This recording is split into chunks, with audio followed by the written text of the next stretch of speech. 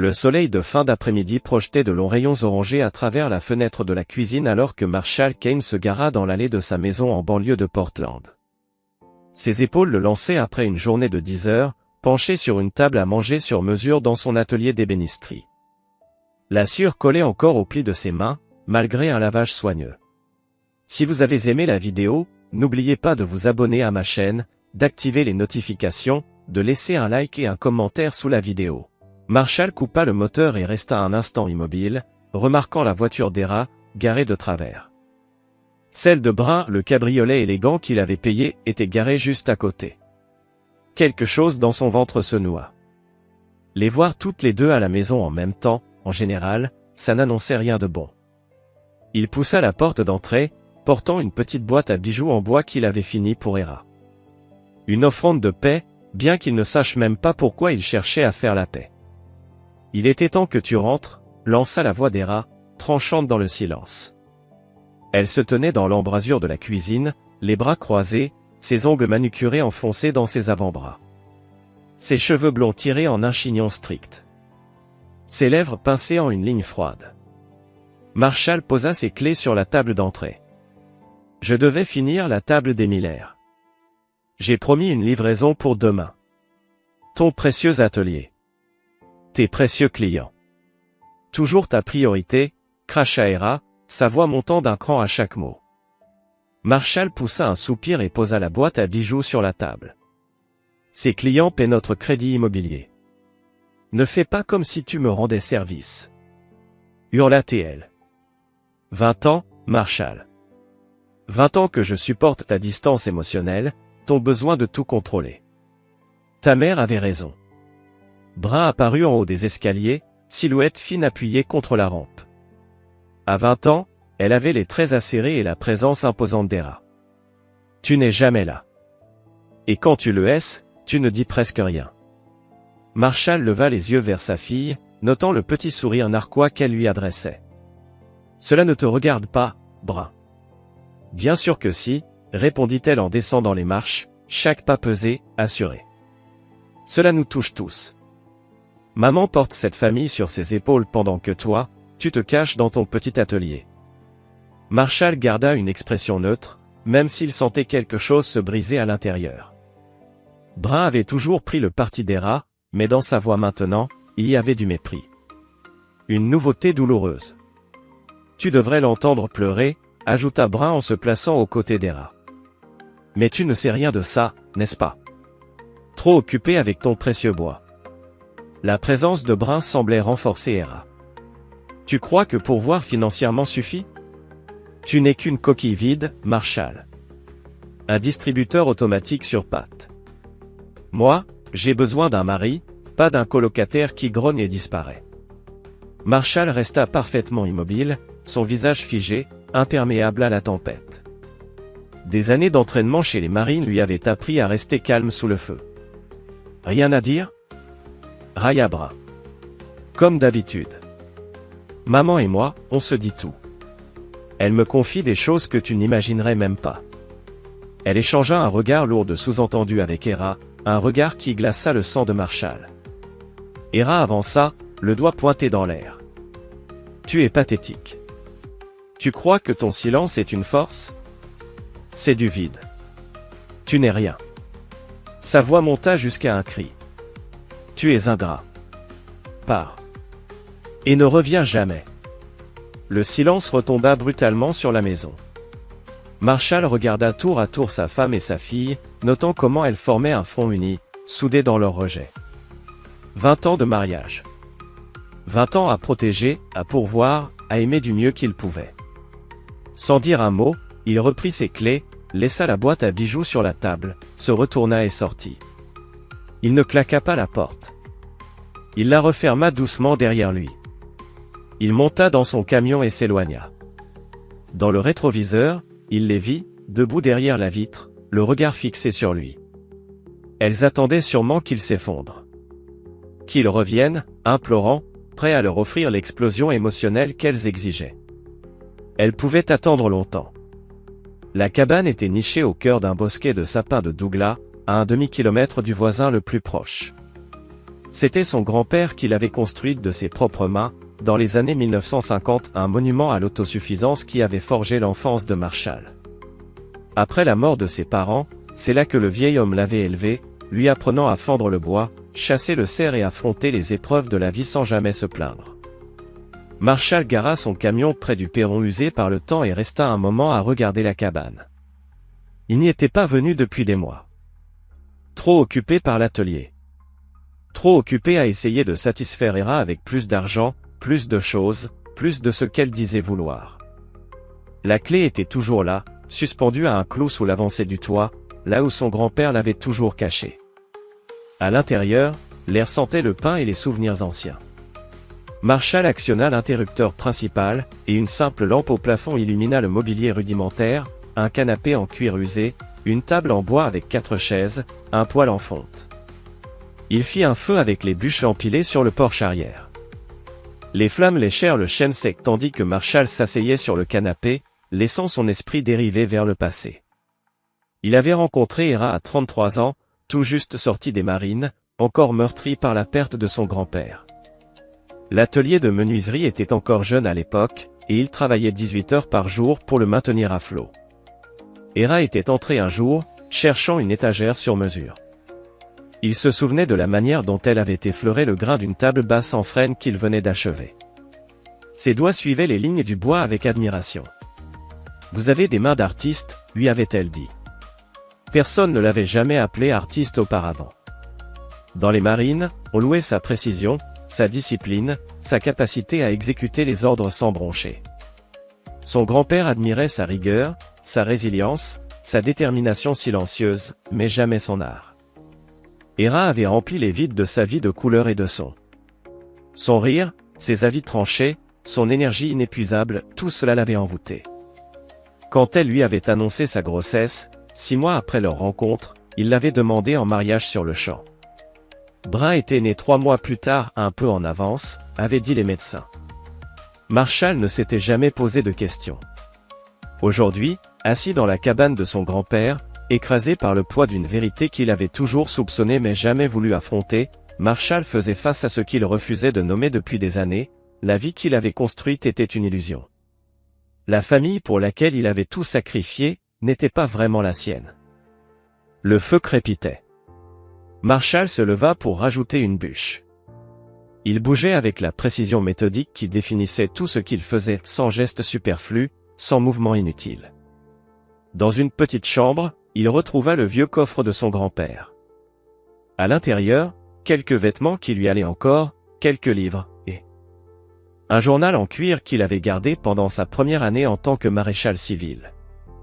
Il ouvrit le journal à une page au hasard. Elle lui avait demandé pourquoi il ne parlait jamais de la guerre. Il avait essayé d'expliquer que certaines choses ne sont pas faites pour être exposées à la lumière. Elle disait qu'il la repoussait. Peut-être avait-elle raison. Mais certaines portes, pensait-il, doivent rester fermées. Il referma le journal et le replaça dans le coffre au pied du lit. Le temps viendrait plus tard pour la réflexion. Maintenant, il avait besoin d'un plan.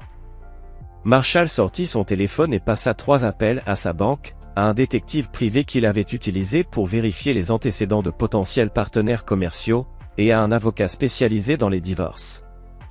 Aucun des appels ne dura plus de 5 minutes. Marshall n'était pas du genre à gaspiller ses mots. Quand il eut terminé, il se rendit sur le porche et leva les yeux vers les étoiles, bien visibles ici, loin des lumières de la ville.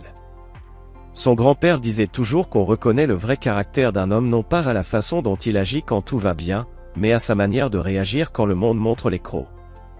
Le monde montrait les crocs maintenant. Et Marshall allait répondre, comme il l'avait toujours fait, avec un calme résolu et une action méthodique. Pas avec de la colère.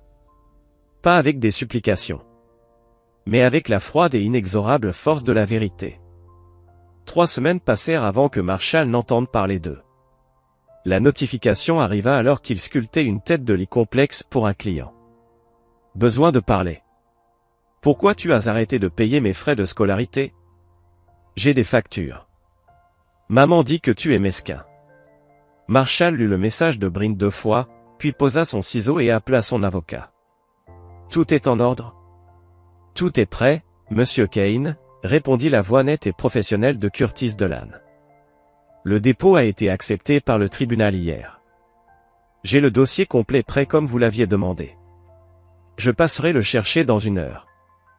Les bureaux de Delanne et associés occupaient le 3e étage d'un modeste immeuble du centre-ville de Portland.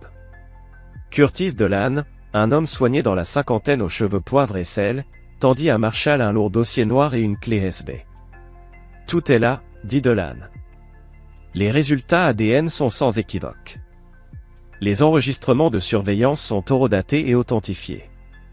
La documentation financière est irréfutable. Il marqua une pause. Êtes-vous certain de vouloir procéder de cette manière? La plupart de nos clients préfèrent que nous gérions le processus de notification. Certains messages doivent être livrés en personne, répondit simplement Marshall en prenant le dossier. Il conduisit jusqu'au parking désert derrière un petit centre commercial à la périphérie de la ville, un terrain neutre. Public, mais assez privé pour ce qui devait être dit. Il envoya un message à Bryn avec sa localisation, puis attendit. Sa décapotable arriva 20 minutes plus tard. Elle en sortit, portant un jean coûteux et un pull en cachemire. Marshall reconnut que c'était un cadeau de Noël qu'il lui avait offert. Son expression mêlait l'agacement à l'assurance. « C'est ridicule, dit-elle en montant dans le siège passager. Maman panique. Tu ne peux pas simplement arrêter de payer mes frais au milieu du semestre. Je suis censé dire quoi au service d'aide financière? Marshall la regarda vraiment. Ses yeux. Son nez. Son menton. Rien de lui. Comment avait-il pu ne jamais le voir? Sans dire un mot, il lui tendit le dossier noir et la clé USB. Qu'est-ce que c'est? Demanda Bryn, pour la première fois avec une pointe d'incertitude. La vérité, répondit Marshall. Bryn ouvrit le dossier. Tout en haut, un test de paternité ADN. Marshall observa ses yeux parcourir le document, s'écarquiller à la conclusion. Probabilité de paternité, 0%.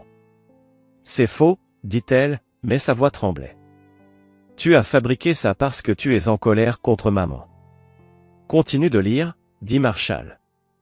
Sous le test ADN, il y avait les papiers de divorce. Marshall Kane contre Era Kane, motif, infidélité et fraude. Déjà déposé auprès du greffe du comté. C'est de la folie, s'écria Bryn. Tu ne peux pas faire ça. Il y a plus. Bryn sortit des relevés bancaires, des relevés téléphoniques, et enfin, une transcription d'enregistrement de conversation avec un certain Kenny Voss s'étalant sur les 5 dernières années. Ses mains commencèrent à trembler. La clé USB contient les vidéos, dit Marshall doucement. Bryn prit son téléphone, inséra la clé USB avec un adaptateur et lança le premier fichier. L'écran montrait Era et un homme brun, grand, enlacé dans ce qui semblait être une chambre d'hôtel. L'horodatage datait d'il y a 3 mois. Monte le son, dit Marshall sans expression. La voix de Bryn se fit entendre clairement.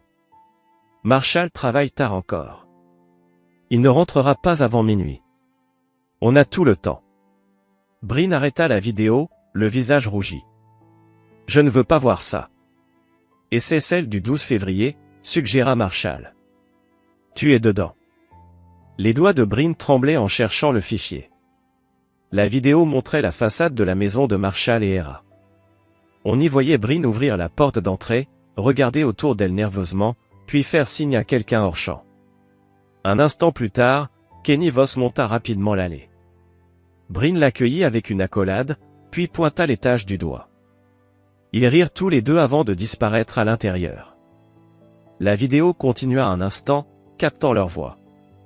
Papa est à une vente aux enchères de bois, il ne rentre que demain. Ta mère est prête? Elle t'attend à l'étage. J'ai dit que je ferais le guet. La vidéo se termina. Bryn fixa l'écran vide, puis regarda Marshall. Son visage était vidé de toute couleur. Tu nous as espionnés, murmura-t-elle. Je me suis protégé, corrigea Marshall. Pendant des années, j'ai cru ce qu'on me disait. Je vous ai fait confiance. C'était mon erreur. Ce n'est pas ce que tu crois, commença Bryn, mais même à ses oreilles, cela sonnait creux. C'est exactement ce que je crois, répondit Marshall. Kenny Voss est ton père biologique. Lui et ta mère ont eu une relation, par intermittence, depuis avant ta naissance. Et tu les as aidés à garder le secret. Je ne savais pas qu'il était mon père.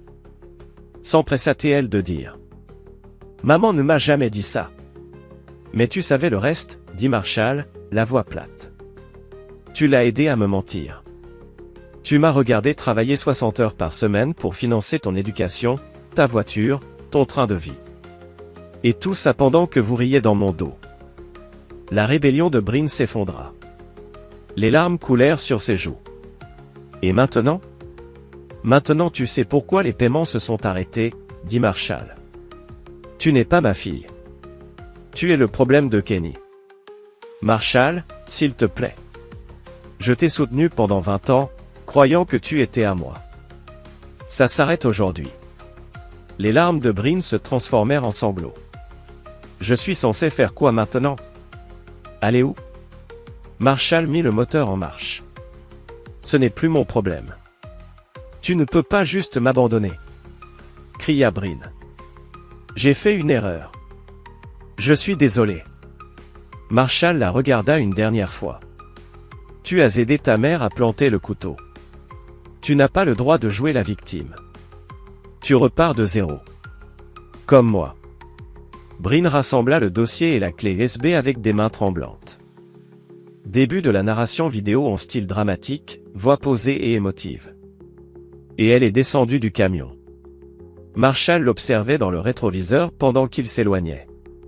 Elle se tenait là, seule, figée sur le parking, serrant contre elle la preuve de sa trahison. La chambre du dortoir lui paraissait soudain étroite, oppressante. Bryn était assis sur son lit, encerclé par les preuves d'une vie construite sur des mensonges. Le dossier noir était ouvert à côté d'elle, son contenu étalé sur la couette comme une accusation silencieuse. Pour la 3e fois, elle appela sa mère. Pour la 3e fois, la boîte vocale répondit. « Maman, s'il te plaît, rappelle-moi. J'ai parlé à Marshall. Il sait tout. Il a des preuves. Des vidéos. Il me les a montrées. » Sa voix se brisa. « Juste, rappelle-moi, je t'en supplie. » Elle raccrocha. Elle fixait le téléphone, immobile. Une part d'elle voulait le jeter contre le mur, hurler jusqu'à en perdre la voix. Mais une autre part, celle qui avait été élevée dans l'art de la manipulation par sa propre mère, calculait déjà. Elle écrivait mentalement des justifications. Elle cherchait une sortie. Mais les images sur la clé USB ne pouvaient être expliquées. Les horodatages étaient irréfutables. Le test ADN était sans appel. Marshall Kane n'était pas son père. La pensée la frappa physiquement. L'homme qui lui avait appris à faire du vélo, qui avait construit une maison de poupée avec des lumières fonctionnelles, qui n'avait jamais manqué une seule réunion parents-prof, cet homme n'était pas son père. Et elle l'avait trahi. Bryn se souvenait de cette nuit, capturée en vidéo. Elle était rentrée de la fac pour le week-end. Sa mère avait appelé Kenny, lui disant que Marshall serait absent toute la nuit. Bryn avait accepté de faire le guet. De les prévenir si Marshall rentrait plus tôt. Ton père ne me comprend pas, Hera lui avait répété cette phrase des dizaines de fois au fil des années. Il est froid. Distant. Kenny me fait me sentir vivante. Bryn l'avait cru. Ou voulait la croire. Il était plus simple de prendre le parti de sa mère, vive et émotive, que celui de son père, silencieux et stoïque. Plus facile de lui reprocher sa réserve que de remettre en cause l'insatisfaction constante de sa mère. Mais maintenant, en regardant les preuves que Marshall avait réunies, Bryn voyait le schéma. Kenny Voss avait toujours été là. Ami de la famille. Associé. L'épaule sur laquelle sa mère pleurait. Mais tout cela n'était qu'un décor savamment monté. Une fiction destinée à permettre à Kenny d'avoir accès à sa fille biologique, tout en maintenant son mariage avec une autre. Et c'était Marshall qui avait tout financé. Chaque cours de danse. Chaque heure de crédit universitaire. Chaque vacances de printemps. Payé par l'homme qu'elle avait aidé à tromper. La réalisation la submergea. Bryn eut juste le temps de courir jusqu'à la salle de bain avant de vomir. Elle resta assise sur le carrelage froid, le front contre la porcelaine. Et elle osa enfin regarder la vérité en face. Elle n'était pas une victime. Elle était complice. Son téléphone vibra. Un message. Pas de sa mère. De l'administration financière de l'université. Mademoiselle Kane, votre paiement des frais de scolarité pour ce semestre n'a pas été reçu. Veuillez nous contacter immédiatement afin d'éviter la radiation. Radiation. Le mot résonna dans son esprit. Sans le soutien financier de Marshall, elle ne pouvait pas rester à l'école. Sans diplôme, ses projets de carrière s'écroulaient. Et sans l'identité soigneusement construite de fille de Marshall Kane, qui était-elle? Bryn Kane n'existait pas. Elle était Bryn Voss. Fille d'un homme qui ne l'avait jamais reconnue. Jamais soutenue. Jamais revendiquée. Les murs de la chambre semblaient se refermer sur elle. Elle devait voir Marshall. Lui parler. S'excuser. Supplier s'il le fallait. Elle attrapa ses clés, le dossier noir, et courut vers sa voiture. Le trajet jusqu'au chalet de Marshall dura presque 2 heures. Bryn n'y était allé que quelques fois, au fil des ans. Le refuge de Marshall, comme il l'appelait. Un lieu trop rustique, trop isolé pour Hera et Bryn. Mais aujourd'hui, c'était son seul espoir. Le chalet semblait plus petit qu'elle ne s'en souvenait. Plus usé. Le camion de Marshall était garé devant. Bon signe, il était là. Bryn se gara à côté. Elle resta quelques secondes immobile, répétant mentalement ce qu'elle dirait. Je ne savais pas. On m'a manipulé. J'étais qu'une enfant. Les excuses sonnaient creux. Même pour elle-même. Avant qu'elle ne puisse frapper, Marshall ouvrit la porte. Il se tenait dans l'embrasure, impassible. Il portait ses vêtements de travail, un jean et une chemise à carreaux aux manches retroussées. Ses avant-bras étaient noueux, marqués par des décennies de travail manuel. « Qu'est-ce que tu veux » demanda-t-il, d'une voix neutre. Ni en colère, ni accueillante. Et tout ce que Bryn avait préparé s'effaça. « Je suis désolé, dit-elle, les mots jaillissant malgré elle. Je ne savais pas que c'était mon vrai père. Je te le jure. Je ne le savais pas. Mais tu savais le reste, répondit Marshall. Tu savais que ta mère me trompait. Tu l'as aidé à cacher ça. Les larmes coulèrent sur les joues de Bryn. J'ai eu tort, tellement tort. S'il te plaît, Marshall. Papa. Je ne peux pas te perdre. L'expression de Marshall resta inchangée. Tu ne m'as jamais eu. Pas vraiment. Tu avais ce que je fournissais, l'argent. La sécurité. Le statut social. Maintenant, tu as la vérité. C'est pas juste, protesta Bryn. Je t'aimais. Je t'aime encore. L'amour n'est pas juste un sentiment, répondit Marshall. C'est un choix. C'est la loyauté. L'honnêteté. Tu as choisi ton camp il y a longtemps.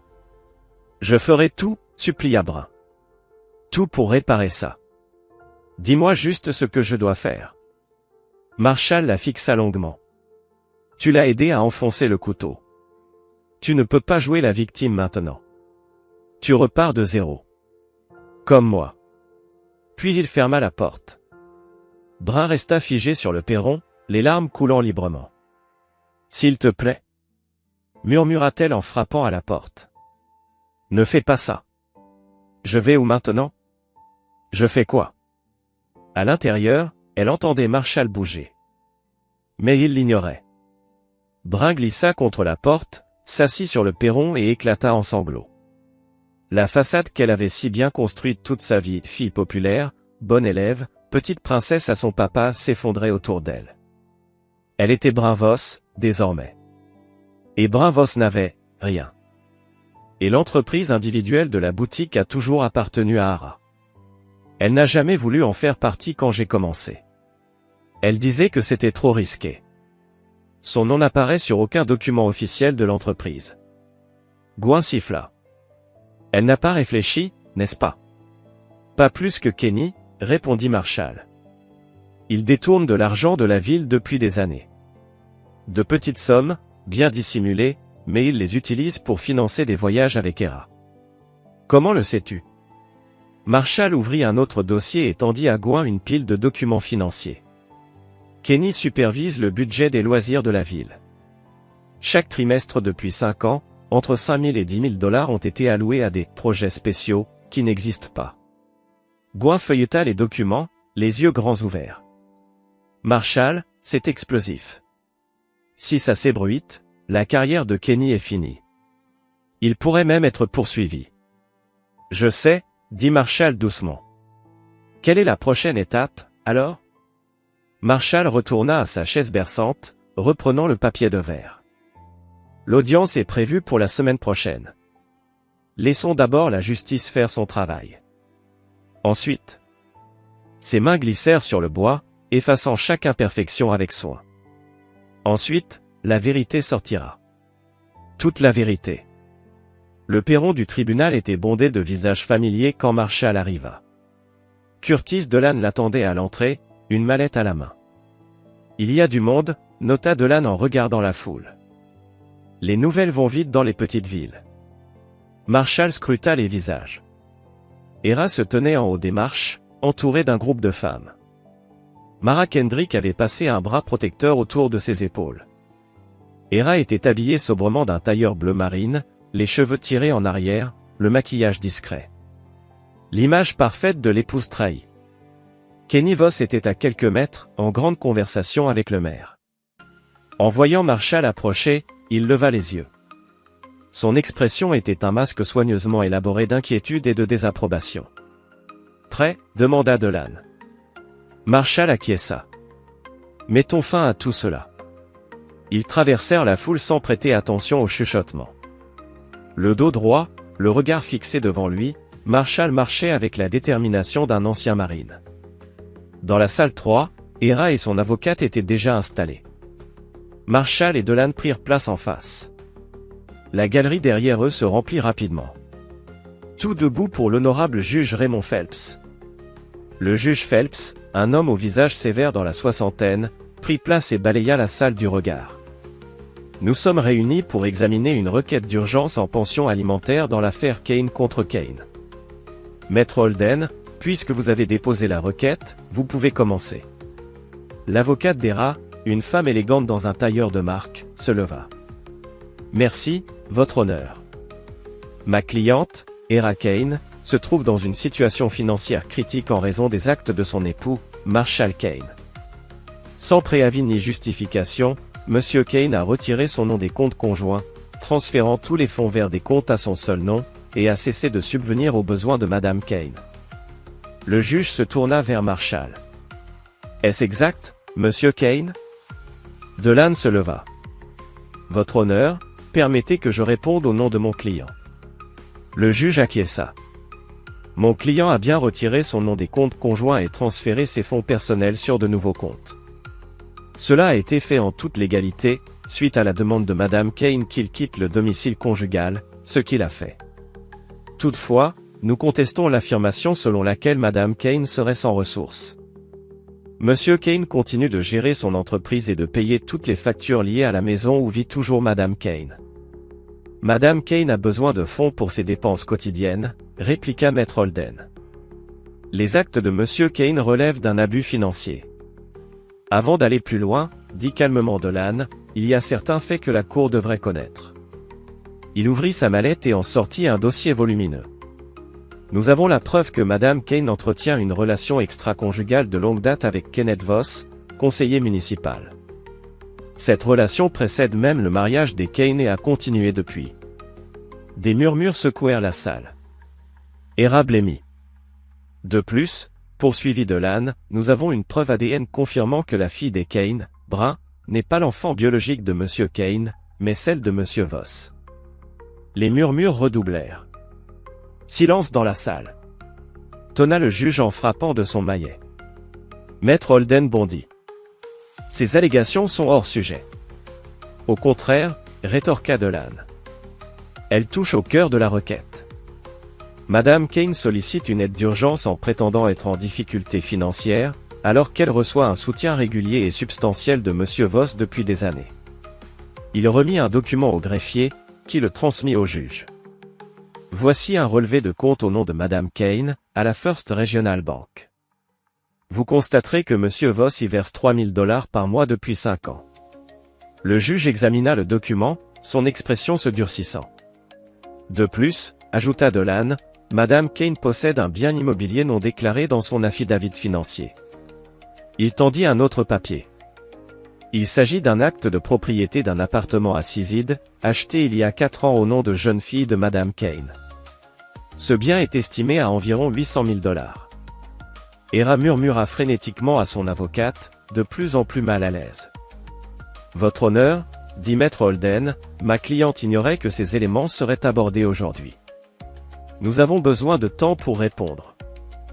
Je n'ai pas terminé, répliqua Dolan. Voici le document le plus pertinent pour cette audience. Il tendit un dernier papier. Il s'agit d'un contrat prénuptial signé par les 2 parties avant leur mariage. Il stipule clairement qu'en cas de séparation, chacun conserve ses biens propres et aucun des deux ne peut demander de pension. Le juge Phelps consulta le document. Maître Holden, étiez-vous au courant de cet accord? L'avocate hésita. Ma cliente m'en a parlé, mais elle pensait qu'il était invalide. Il a été régulièrement enregistré devant notaire, confirma Dolan. Chaque partie était représentée par son propre avocat. Cet accord est incontestable. Après quelques minutes de lecture silencieuse, le juge leva les yeux. Compte tenu des éléments présentés, je rejette la requête de pension alimentaire d'urgence. De plus, j'ordonne une audience accélérée sur la demande de divorce. Madame Kane, je vous recommande fortement de déclarer tous vos avoirs dans vos prochains documents. Tenter de dissimuler des biens est un délit grave dans ma salle d'audience. Il frappa de son maillet. Audience levée. La salle explosa de discussions. Marshall resta assis, observant Hera qui chuchotait à son avocate. Kenny Voss avait filé par une porte latérale. Bien joué, dit-il doucement à Dolan. Ce n'est que le début, répondit-il. Le divorce sera vite finalisé. Pour le reste? Il regarda la foule. Ça, c'est à toi de voir. Marshall hocha la tête. La bataille juridique était gagnée. Restait celle de l'opinion publique. L'atelier de Marshall était silencieux, hormis le glissement régulier du rabot sur le bois de cerisier. Le geste familier l'apaisait, lui permettait de réfléchir. La porte s'ouvrit. Gouin entra, 2 tasses de café en main. Je me suis dit que tu en aurais besoin, dit-elle en posant une tasse sur l'établi. Quelle semaine! Marshall posa son rabot et accepta la tasse avec un signe de tête. Le divorce avait été prononcé 3 jours plus tôt. Un record, vu les circonstances. Hera avait retiré toutes ses contre-demandes après la première audience, espérant une fin rapide et discrète. Elle ne l'aurait pas. Tu as pris ta décision, demanda Gouin, s'asseyant sur un tabouret. Marshall but une gorgée avant de répondre. Oui. Il alla dans son bureau et ouvrit son ordinateur portable. Un site web était prêt à être mis en ligne. En haut, on pouvait lire « La vérité sur Hera et Kenneth Voss ». Gouin se pencha pour lire. C'est direct. C'est factuel, corrigea Marshall. Pas de déformation, aucune accusation sans preuve. Le site présentait une chronologie simple, du jour où Marshall avait rencontré Hera jusqu'à la décision de divorce. Chaque événement était accompagné de pièces justificatives, photos, vidéos, messages, relevés bancaires, résultats de tests ADN. Les preuves les plus accablantes étaient les vidéos d'Hera et Kenny parlant de leur relation, de la paternité de Brun, et de leur plan d'abandonner leurs époux respectifs une fois qu'ils auraient tiré un maximum de profit financier. « Tu es sûr de vouloir faire ça ?» demanda Gouin. « Une fois que c'est en ligne, tu ne pourras plus revenir en arrière. »« J'en suis sûr, » répondit Marshall.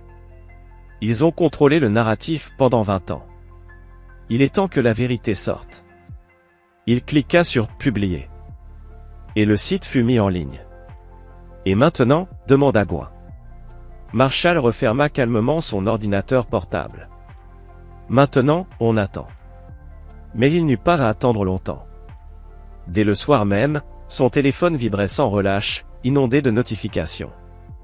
Le lien du site s'était répandu comme une traînée de poudre, partagé des centaines de fois sur les réseaux sociaux.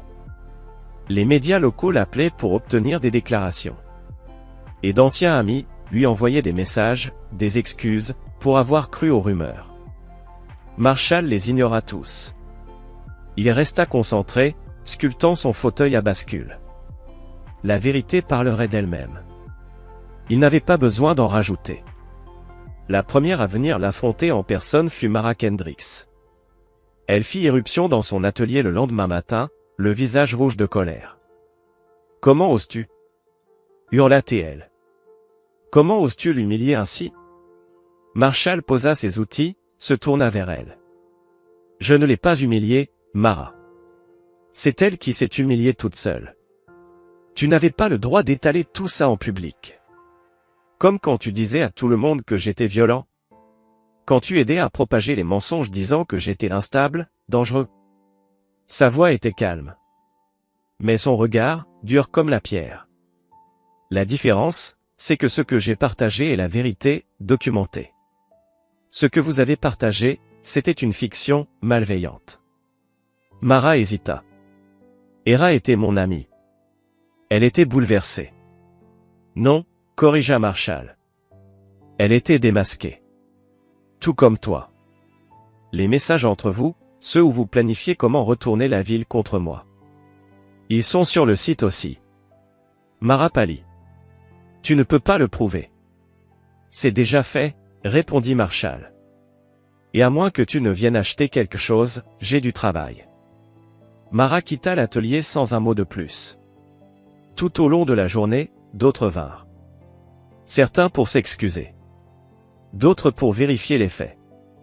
Et d'autres encore, juste pour observer l'homme qui avait bouleversé toute la ville avec une vérité brutale. Marshall les reçut tous de la même façon. Poli, mais distant. Il refusait de s'engager dans des potins ou des débats. Les faits parlaient d'eux-mêmes. Et à la fin de la semaine, l'impact était incontestable. Kenny Voss avait pris un congé illimité du conseil municipal, peu après que le maire eut annoncé un audit complet des comptes de la ville. Hera n'était plus réapparu en public. Quant à Bryn, Marshall n'avait plus eu de nouvelles depuis leur confrontation dans la cabane. Selon Gouin, qui tenait l'information de la sœur de l'administratrice de l'université, Bryn avait quitté ses cours et vidé sa chambre en résidence. Ses comptes sur les réseaux sociaux étaient désormais silencieux. Ce vendredi soir-là, alors que Marshall fermait boutique, Gouin arriva, une bouteille de whisky à la main et 2 verres. « Je me suis dit qu'on avait bien mérité un vrai verre, » dit-elle en posant la bouteille sur son bureau. « Quelle semaine, hein ?» Marshall trouva 2 verres propres. Elle versa une belle dose dans chacun. Ils trinquèrent en silence, et burent. « La femme de Kenny a demandé le divorce aujourd'hui, » murmura Gouin. Elle a nommé Hera comme co-responsable. Marshall hocha simplement la tête, sans rien dire. Et l'audit a révélé au moins 60 000 $ manquants dans les comptes de la ville.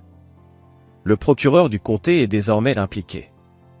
Nouveau hochement de tête. « Tu as gagné, » dit-elle doucement. « Tout est dehors. Exactement comme tu le voulais. » Marshall prit une autre gorgée, sentit la brûlure de l'alcool descendre dans sa gorge. Ce n'était pas une victoire. Alors, c'était quoi? La vérité, répondit simplement Marshall. Vivre honnêtement. Affronter la réalité. Ne plus se cacher.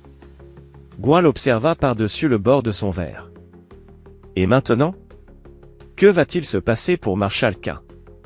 Marshall regarda autour de lui. Les projets en cours. Les outils que son grand-père lui avait appris à manier. La vie qu'il s'était reconstruit, à la force de ses mains. Maintenant, dit-il. Je reconstruis. Semi le printemps arriva dans la forêt, par vagues discrètes. D'abord les bourgeons gonflés sur les érables. Puis les trilles blanches surgissant du sol forestier. Et enfin, le retour du chant des oiseaux, à l'aube. Chaque matin, Marshall se levait avant le lever du soleil, allumait un feu dans le poêle à bois, et s'asseyait sur le porche, un café noir entre les mains, regardant le monde se réveiller. La cabane était redevenue un foyer. Sa simplicité offrait un réconfort bienvenu, après les années passées dans une maison de banlieue trop grande, aux pièces vides et au mobilier trop étudié. Ici, tout avait un but. Rien n'était là pour impressionner. Marshall avait agrandi l'atelier derrière la cabane. Il y avait installé de grandes fenêtres, pour capter la lumière du nord. Il y travaillait la plupart des jours, se concentrant désormais sur de petites pièces, boîtes à bijoux, échiquiers, cadres finement sculptés. La réputation de son artisanat s'était répandue. Les commandes affluaient, venant parfois d'autres États, des clients qui n'avaient aucune idée du scandale local. Ces journées suivaient un rythme paisible. Se lever tôt. Travailler de ses mains. Aller marcher en forêt. Revenir à la cabane au crépuscule. La seule rupture dans ce cycle, c'était Gwen. Elle passait tous les 2 ou 3 jours, avec des courses, des nouvelles, ou juste du café et de la conversation. « Tu deviens un vrai ermite », lui dit-elle un après-midi, en l'aidant à décharger du bois. « Les gens commencent à dire que t'as viré Nabombert. » Marshall haussa un sourcil. « Les gens parlent trop. »« C'est un petit village, » répondit-elle. « Le commérage, c'est leur activité principale. » Ils transportèrent les planches vers l'abri derrière l'atelier, les empilant avec soin pour laisser circuler l'air. Marshall avait appris les bases de la menuiserie à Gwen, ces derniers mois. Elle apprenait vite. Ses mains étaient déjà calleuses, après des années passées à travailler dans une quincaillerie. En parlant de commérage, dit Gwen. J'ai une proposition à te faire. Marshall l'écouta, tout en classant les planches de cerisier par taille. Le programme d'atelier du lycée va être supprimé l'an prochain. Question de budget. Alors certains d'entre nous pensent créer un atelier communautaire. Un endroit où les ados pourraient apprendre des compétences concrètes après l'école, menuiserie, mécanique de base, peut-être un peu d'électronique. Bonne idée, dit Marshall. On a besoin d'instructeurs, continua Gwen. Des gens qui savent vraiment ce qu'ils font. Pas juste des parents bien intentionnés. Marshall redressa la tête.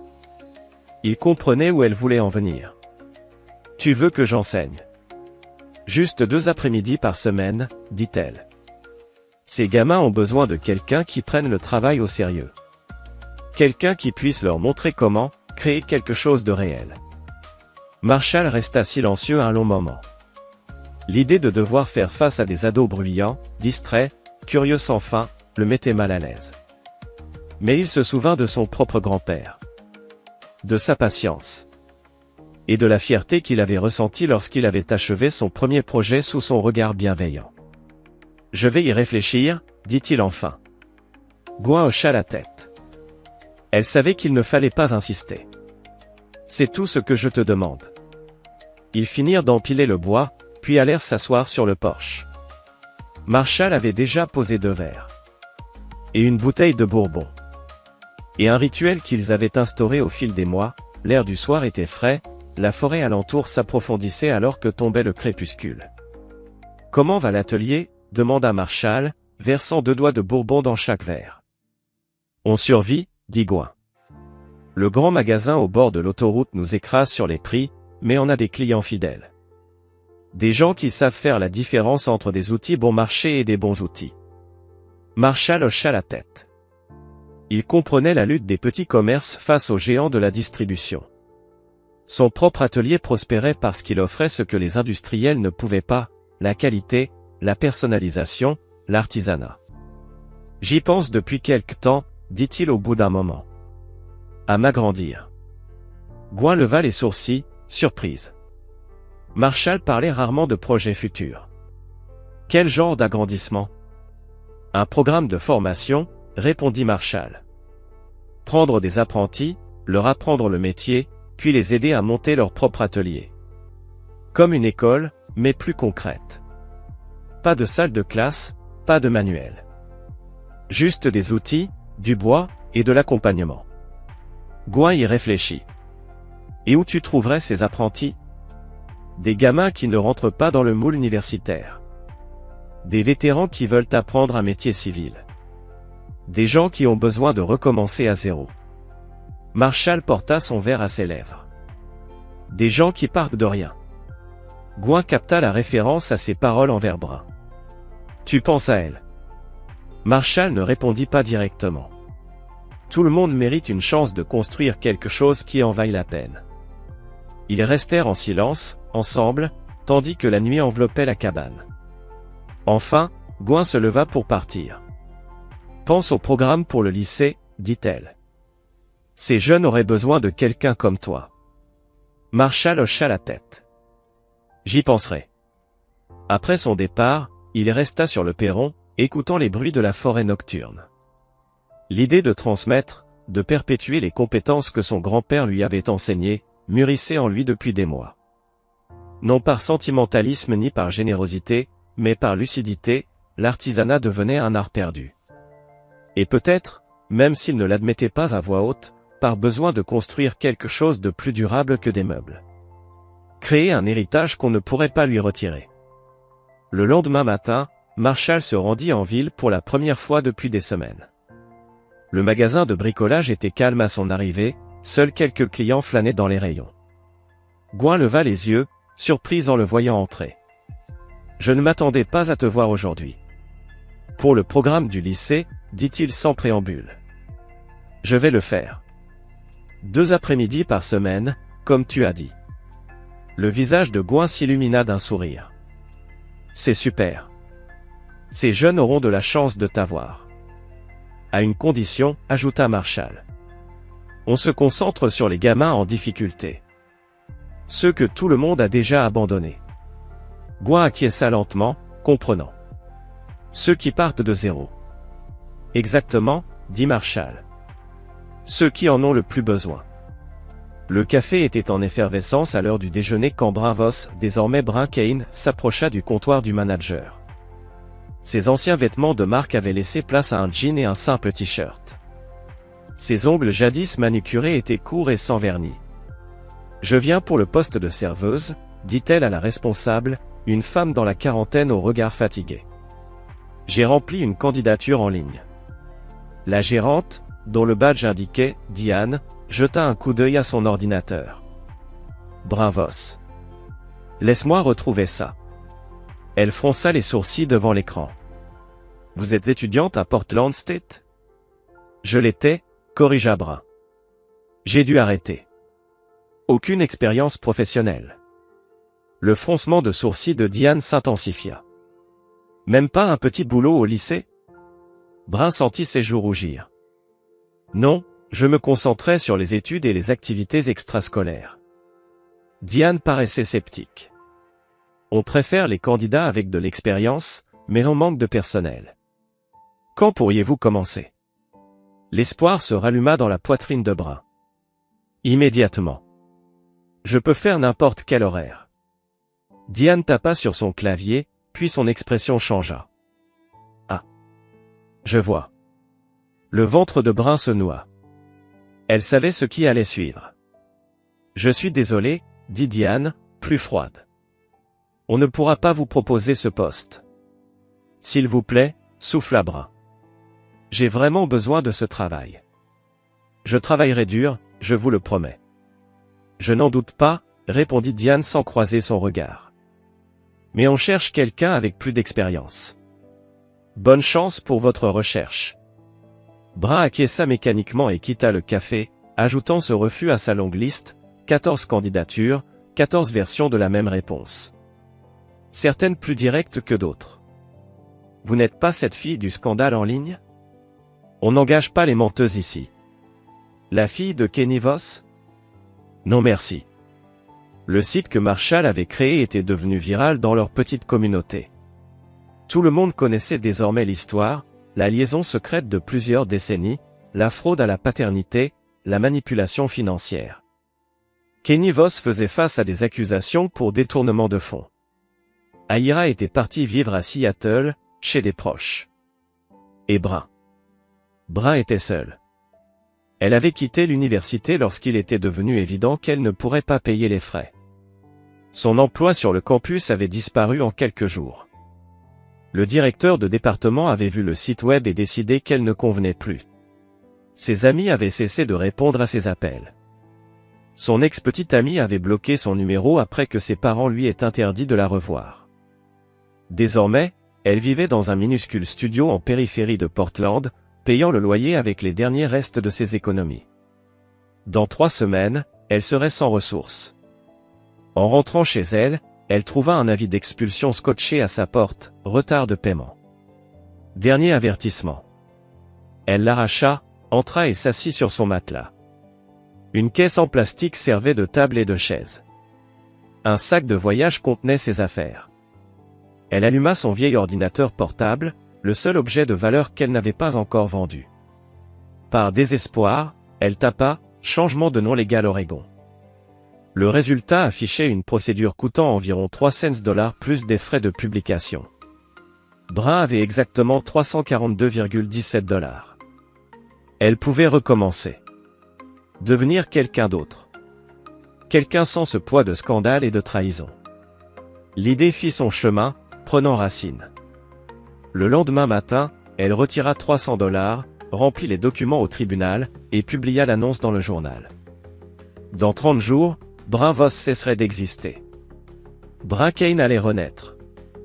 L'ironie de prendre le nom de Marshall, ce nom auquel elle n'avait jamais eu droit, ne lui échappait pas. Mais cela lui semblait juste. Un rappel de ce qu'elle avait perdu, de ce pourquoi elle devait se racheter. Avec la procédure lancée, Brun affronta sa tâche la plus difficile. Elle ouvrit son ordinateur et écrivit un email. « Marshall, je sais que je n'ai aucun droit de te contacter. Tu ne me dois rien. Mais je veux que tu l'apprennes de moi plutôt que par les rumeurs, je change de nom. Légalement. Je deviendrai Brun Kane. Pas pour réclamer un lien avec toi, mais comme une promesse envers moi-même.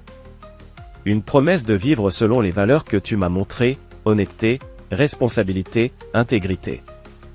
Je sais que j'ai perdu ta confiance. Je veux la mériter de nouveau, pas la réclamer. Je ne m'attends pas à ton pardon. Je ne le mérite pas. Mais je veux que tu saches que tes leçons ont finalement porté leurs fruits, même si c'est trop tard. Je recommence à zéro. Cette fois, sur la vérité. Brun. Elle envoya le message avant de perdre courage, puis referma son ordinateur et s'allongea sur le matelas, les yeux fixés au plafond jauni. Elle n'attendait pas de réponse. Elle n'en méritait pas. Mais 3 jours plus tard, une enveloppe arriva dans sa boîte aux lettres. Pas d'adresse d'expéditeur. Pas de mots. Juste un chèque de banque de 5000$ et un papier avec un numéro de compte à la First Regional Bank. Assise sur le trottoir devant son immeuble, Brun fixa le chèque, les larmes coulant sur ses joues. Ce n'était pas le pardon. Ni la réconciliation. Mais c'était quelque chose. Un fil. Une chance. Elle encaissa le chèque, régla son loyer, et s'inscrivit à une formation en codage médical.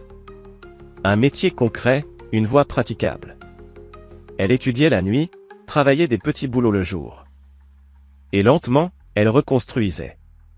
Le changement de nom devint officiel un mardi pluvieux d'avril. Brun Kane signa son nouveau nom pour la première fois sur une candidature à un poste de saisie de données dans un cabinet médical en périphérie de Portland. La responsable, nouvelle en ville, ignorait tout du scandale. Elle embaucha Brun pour sa certification et sa détermination apparente.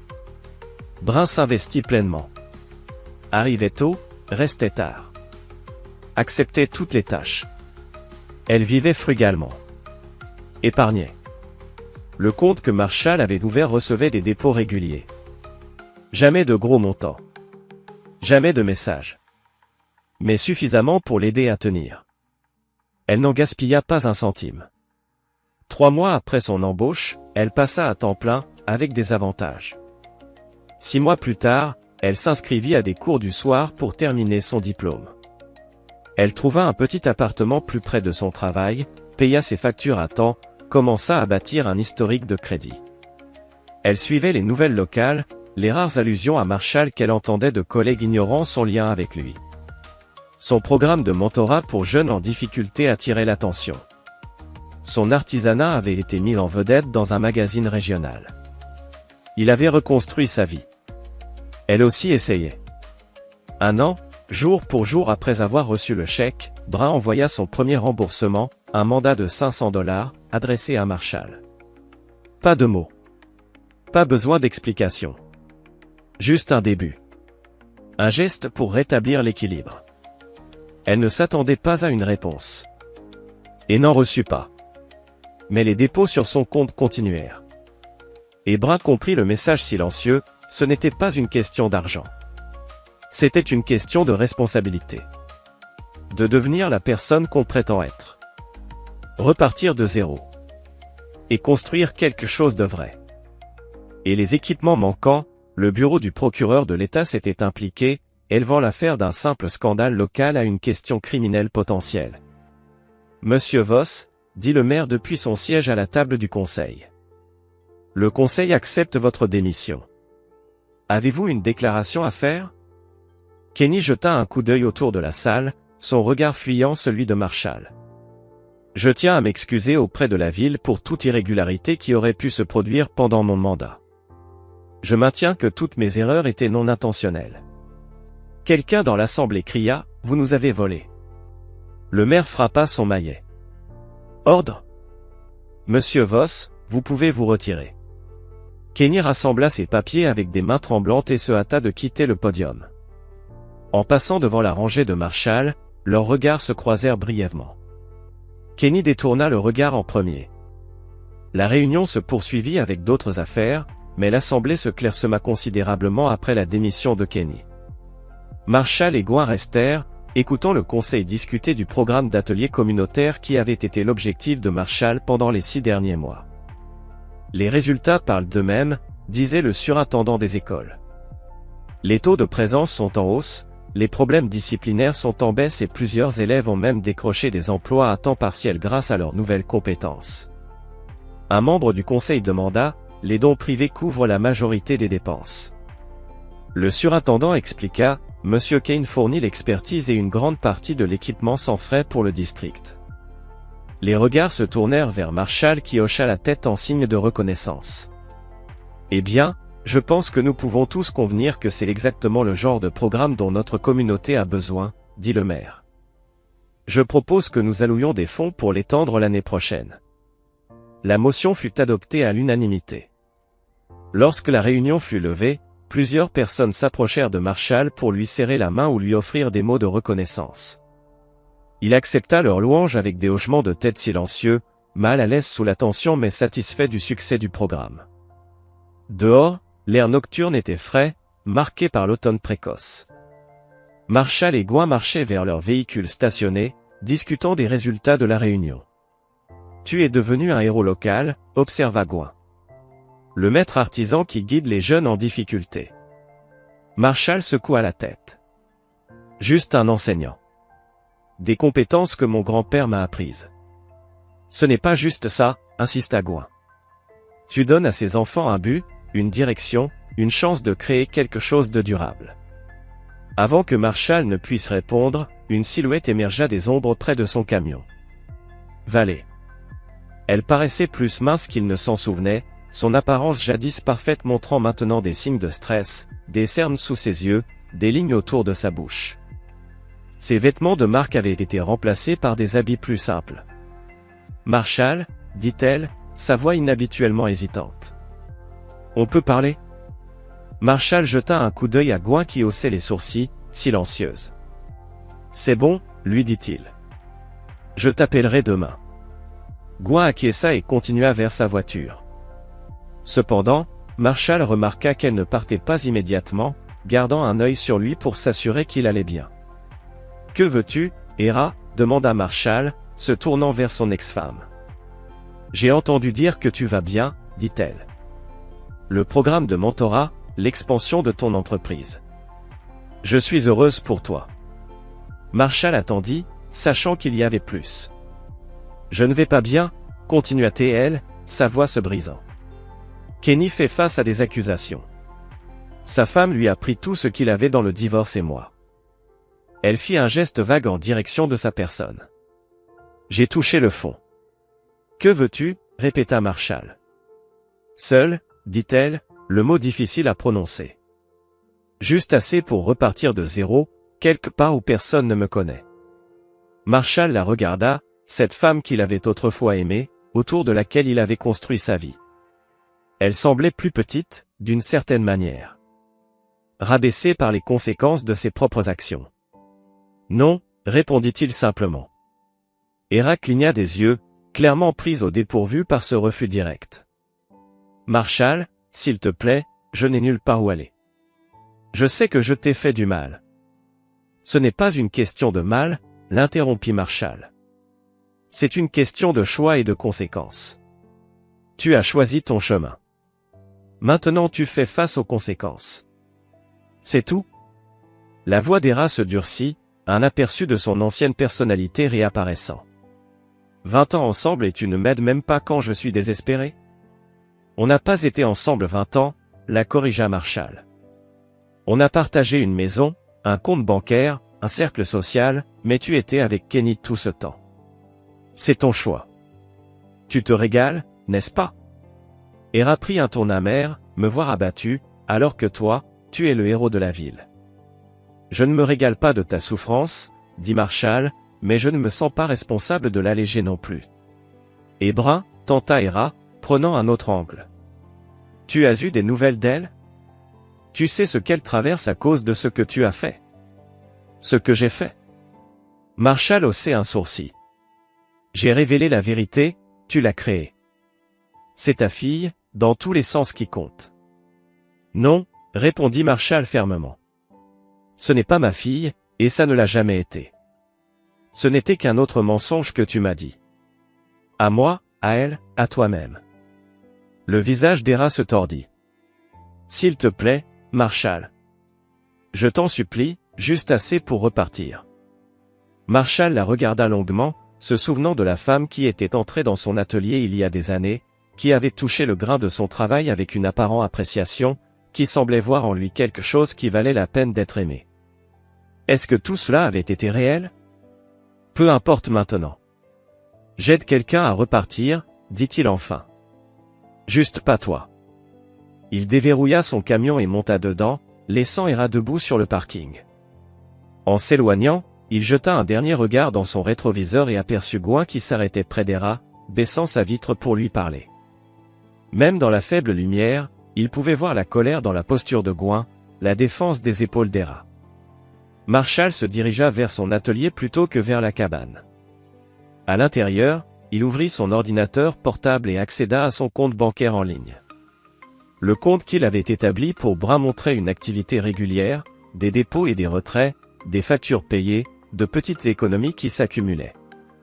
Elle utilisait l'opportunité qu'il lui avait offerte, construisant sa vie, un pas à la fois. Marshall ouvrit une nouvelle fenêtre et se rendit méthodiquement sur le site web de l'université. Il remplit le formulaire de don pour une nouvelle bourse, la bourse Arloir, nommée d'après la famille de Gouin, qui avait soutenu la vie culturelle de la ville pendant des générations. La bourse offrirait une scolarité complète pour des jeunes artistes talentueux qui ne pouvaient pas se permettre d'aller à l'université. Il la finança avec un virement de son compte d'affaires, suffisamment pour la soutenir pendant des années.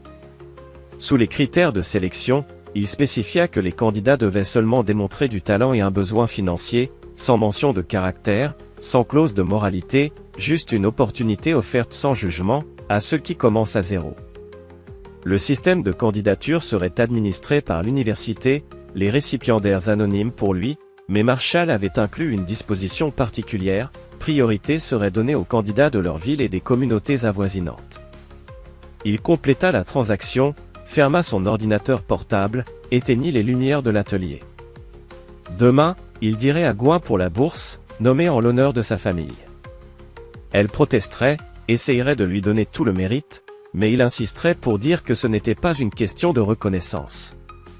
C'était une question de créer quelque chose de durable, quelque chose qui ne pouvait être corrompu par l'ego ou la trahison. Et alors qu'il revenait vers la cabane, Marshall pensa à Brun. Pas la jeune fille trompeuse qu'il avait raillée dans sa propre maison, mais la jeune femme maintenant en train de reconstruire sa vie. Il se demanda si elle postulerait un jour pour la bourse. Est-ce qu'elle reconnaîtrait cette opportunité pour ce qu'elle était? Pas le pardon, pas la réconciliation, mais une chance, un test de caractère, un chemin vers l'avant. Le matin apporta le premier souffle d'hiver alors que Marshall était assis sur le porche de sa cabane, une tasse de café réchauffant ses mains. 2 ans s'étaient écoulés depuis que la vérité avait éclaté. 2 ans de reconstruction, de création d'une nouvelle vie à partir des cendres de l'ancienne. Le workshop derrière la cabane s'était agrandi pour inclure un espace d'enseignement où il mentorait maintenant 6 apprentis, 3 adolescents en difficulté venant des lycées locaux, 2 vétérans en transition vers la vie civile et une femme d'âge moyen qui se réinventait après un divorce. Il venait 3 jours par semaine, apprenant à transformer le bois brut en beauté fonctionnelle. Marshall posa sa tasse de café et se tourna vers la sculpture en train de se former sur son établi. Contrairement à ses pièces pratiques habituelles, celle-ci était purement artistique. Une forme fluide sculptée dans un seul morceau de noyer, suggérant à la fois le mouvement et l'immobilité. Il y travaillait depuis des mois, sans client et sans délai, juste une conversation silencieuse entre ses mains et le bois. Le bruit des pneus sur le gravier annonça l'arrivée de Gwen. Elle descendit de son camion, portant un thermos et une enveloppe manille. « Bonjour », appela-t-elle, gravissant les marches du porche. « Du café frais et des nouvelles. » Marshall fit de la place pour elle sur le banc. « D'abord le café », dit-elle en versant le liquide chaud dans sa tasse vide, puis remplit une pour elle. « Belle journée », observa Gwen, regardant la forêt. Le premier gel approche. Marshall hocha la tête, retournant à sa sculpture. Ils s'assirent en silence pendant un moment, Gwen respectant sa concentration. Finalement, il posa la pièce et se tourna vers elle. « Quelles sont les nouvelles ?» Gwen lui tendit l'enveloppe. Le comité de la bourse Arlo a eu sa réunion hier. Ils ont sélectionné le premier récipiendaire. Marshall ouvrit l'enveloppe et parcourut le document à l'intérieur. Le nom du récipiendaire lui fit sourire, une étudiante du lycée local avec des antécédents familiaux difficiles, mais un potentiel énorme. « Ils l'ont choisi ?» demanda-t-il. Gwen acquiesça. « Oui. Tu savais que la première personne qu'ils ont choisie n'a même pas rempli son application complète ? Elle a demandé une deuxième chance après un entretien. » Marshall réfléchit un instant. « Peut-être qu'elle est plus comme moi que je ne pensais. » Gwen sourit. « Tu veux lui offrir un autre stage de mentorat ?» Marshall regarda la sculpture.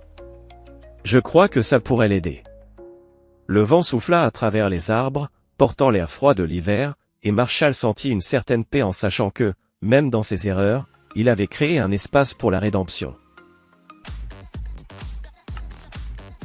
Appreciate you, big dog. So far, he's been using his coins to help me. Which has been goated. Wow, this is a very... Look at this spot. Sounds like you're gonna die. I very well might. So the plan is that I'm gonna find the... Whoa! This is the spot. This is where the base goes. Alright, who's shooting me? Where are you? There you are. Alright, the raffle is live. Exclamation point join for a chance to win a free 1,000 mana. Okay. Oh. That's peak. Alright, here we go. Did that just go straight down? No, it went over there. Okay. Jesus Christ. Alright, so we still gotta go more in this direction. Okay, we're fine. Yeah, dude, every time I'm like bridging in the nether, I am so mortified that you guys are gonna hit that.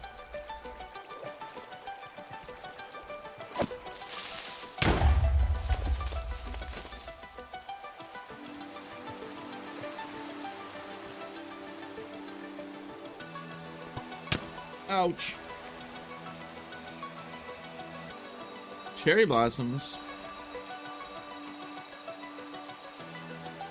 The lion does not concern himself with 1,000 mana. Dylan is so rich that that is nothing to him. The rich get richer, am I right, chat?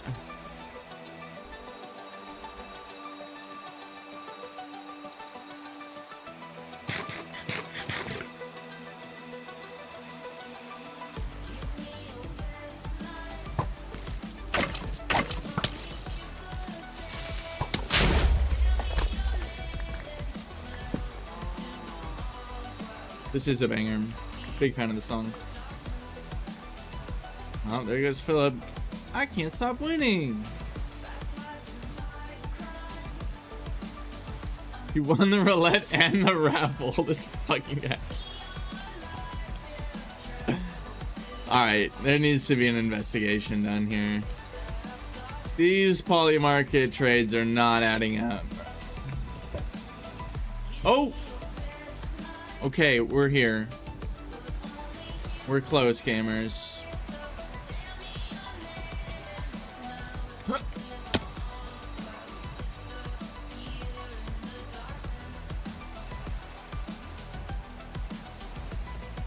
Kalshi insider trading. Land in lava, please. Damn, bro. Damn, bro. Bunch of non-believers in the chat room right now. Can you believe that?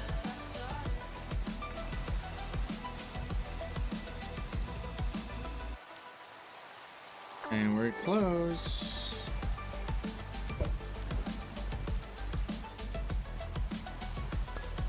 No, another break. Yeah, so we're definitely gonna have to return to our base if and when I find the stronghold. Looks like it might be in this mountain. Uh-oh.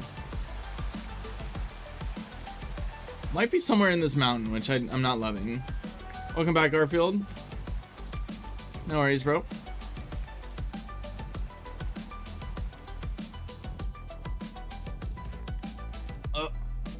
Didn't you already find the portal? Nope, that was the last world, Dylan. We died in that one.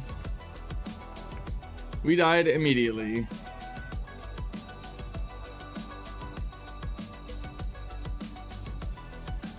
I went to the end and died within 2 minutes of being in the end.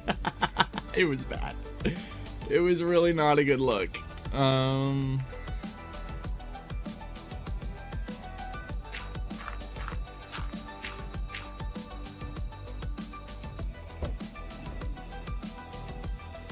We're so close, dude.